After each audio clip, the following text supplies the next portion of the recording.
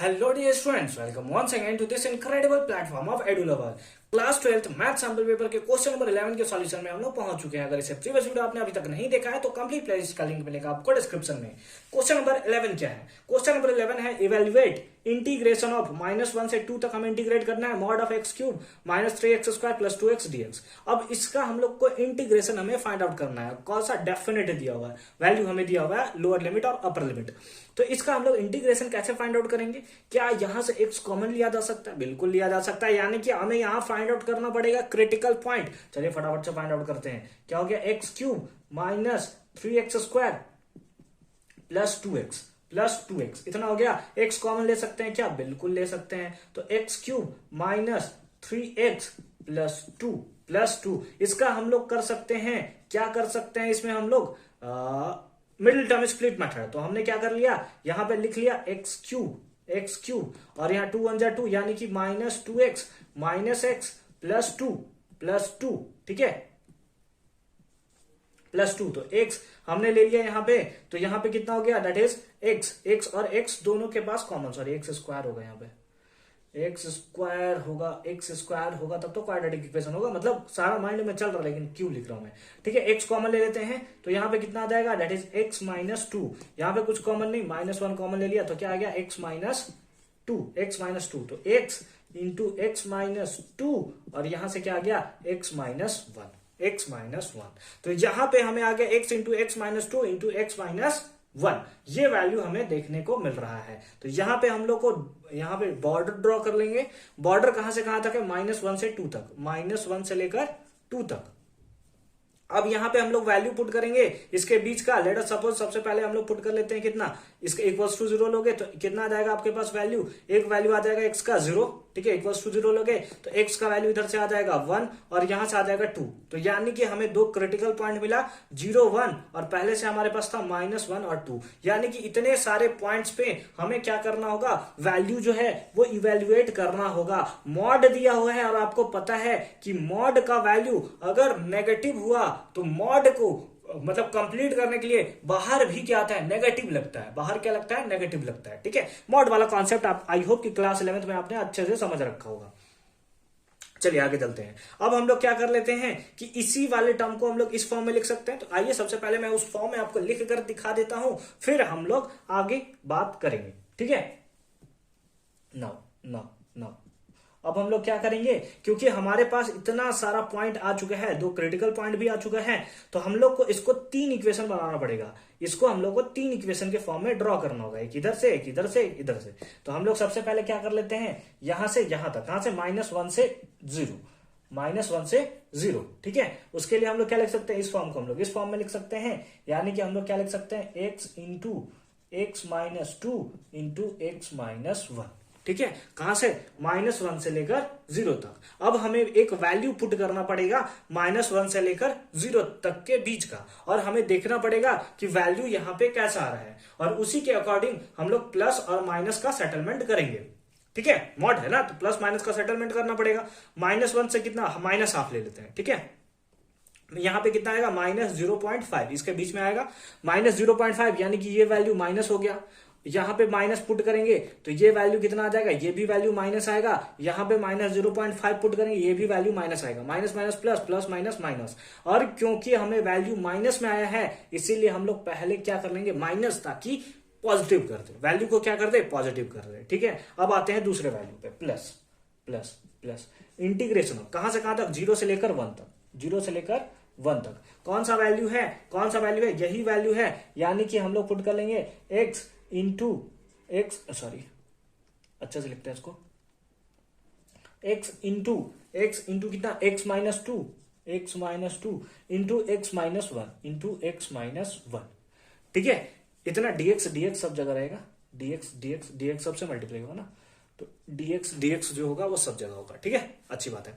अब यहाँ पे इन लोग दोनों के बीच का कोई एक पॉइंट पुट कर लेते हैं। जैसे हम लोग का क्या होगा? +0.5 हमें बस चेक करना है प्लस या माइनस। तो ये वैल्यू जो होगा +0.5 यानी कि प्लस होगा, ये वैल्यू आएगा माइनस में, और ये वैल्यू भी आएगा माइनस में, है ना। +0.5 -1 तो माइनस में आएगा। ये भी वैल्यू माइनस माइनस प्लस, और प्लस इंटू प्लस प्लस। तो इसमें हमें प्लस ही लिखने की जरूरत है, बाकी कुछ लिखने की हमें जरूरत नहीं है, ठीक है।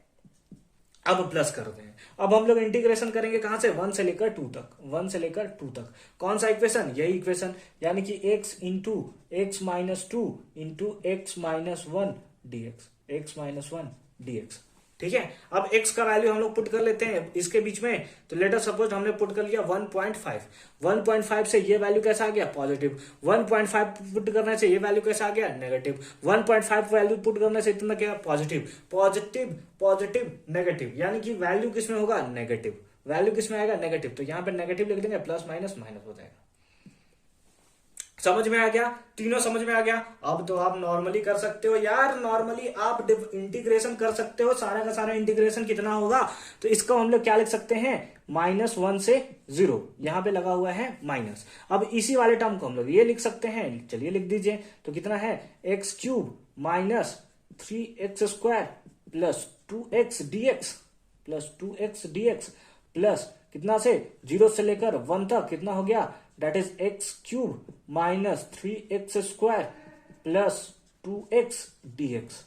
और यहां पे कितना हो गया, माइनस माइनस कहां से कहां तक, -1 से लेकर 2 तक कितना हो गया, that is x cube minus 3x² plus 2x dx plus 2x dx। ठीक है, अब इंटीग्रेशन सबका कर देते हैं, इंटीग्रेशन सबका कर देते हैं, कोई दिक्कत नहीं है यहां तक, कोई दिक्कत नहीं है, अच्छी बात है। इसका इंटीग्रेशन करेंगे हम लोग, कितना मिलेगा, एक्स क्यूब का इंटीग्रेशन कितना आ जाएगा, that is x to the power 4/4, 4/4 minus इसका इंटीग्रेशन करेंगे कितना आ जाएगा, that is 3x³ divided by 3, divided by 3x³ divided 3 से 3 तो इधर मर जाएगा हमारे पास।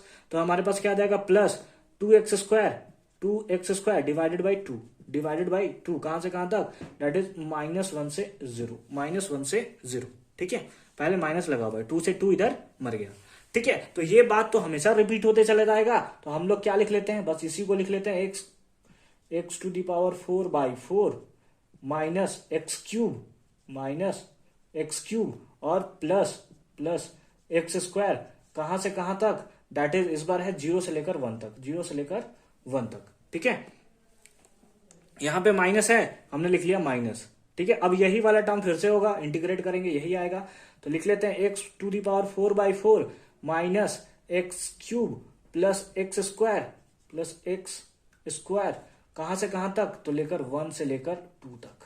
ठीक है, समझ में आ गया, इतना समझ में आ गया। इधर अब मिटा दूं मैं, इधर मिटा दूं, सारा का सारा इधर का वर्क कर लिया आपने, फटाफट से आप लोग स्क्रीनशॉट ले लेंगे। ठीक है, मिटा दें, चलिए अच्छी बात है, अच्छी बात है। तो अब हम लोग वैल्यू पुट करना शुरू करते हैं। सबसे पहले अपर लिमिट पुट करेंगे। अपर लिमिट पुट करने के बाद हमारा क्या होगा, अपर लिमिट 0 पुट करेंगे, सारा टर्म 0 हो जाएगा। माइनस लोअर लिमिट, और इसका भी माइनस लगा हुआ है, तो माइनस माइनस तो प्लस हो गया। ठीक है, माइनस माइनस प्लस हो गया, काम खत्म हो गया। अब -1 से मल्टीप्लाई करेंगे, -1 टू दी पावर 4 कितना होता है, दैट इज हमारा 1 होगा, तो 1/4।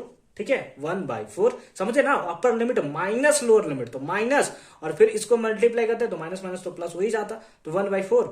और यहां पे आ गया माइनस, इसका माइनस है, -1 का क्यूब, दैट इज +1 है ना, -1 आता और माइनस माइनस प्लस हो गया। ठीक है, फिर माइनस प्लस है, प्लस किया, -1 का स्क्वायर दैट इज 1।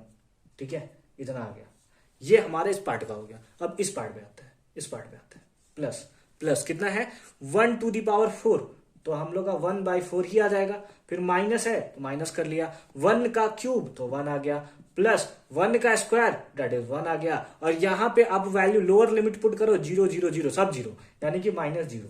ठीक है, ऐसे आप लिखना चाहो नहीं लिखना चाहो कोई फर्क नहीं पड़ता। ठीक है, ये हमारा हो गया। अब यहां पे करेंगे, मेन जो हमारा मेन मकसद है ना, वो यहीं पे, अगर यहां पे अच्छे आपने कर लिया तो फिर सेटलमेंट हो सकता है सारा का सारा, क्योंकि इधर तो सिंपल था, 0 0 1 में था। अब यहाँ पे क्या है, 2 to the power 4, 2 4 8 16, 16/4 that is 8, that is कितना, 8। इसको थोड़ा इधर से लिखते हैं, -8, सॉरी 4 ना, 4 होगा ना, 16/4 दैट इज 4। ठीक है, क्या अच्छे से करना भाई, यहीं पे मैं लुढ़क गया तो माइनस। ठीक है, माइनस, अब यहाँ पे क्या है, 2 का क्यूब दैट इज 8, 2 का क्यूब कितना हो गया, 8 हो गया, 2 का स्क्वायर दैट इज +4।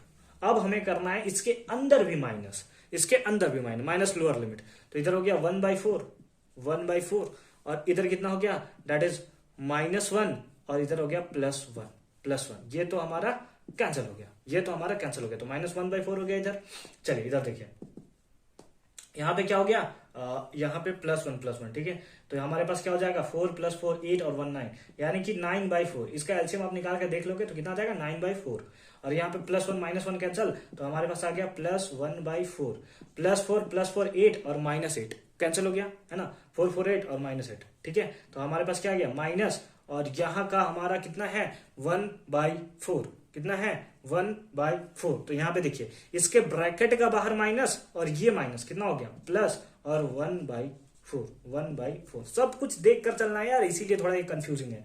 अब 4 4 4 सबके पास है 4, तो हमने लिख लिया 9 + 1 यानी कि कितना 11/4, इतना आपका आ गया आंसर। कितना आ गया 11/4 इज द राइट आंसर। तो आई होप कि ये क्वेश्चन आपको बहुत अच्छे से समझ में आ गया और आप इस क्वेश्चन को एकदम धुआं करके आ जाओगे अगर एग्जाम में आ गया। आई होप कि सारा का सारा कॉन्सेप्ट आपको अच्छे से समझ में आया होगा। मिलते हैं आपसे नेक्स्ट वीडियो में, अच्छे से पढ़ाई करते रहिए।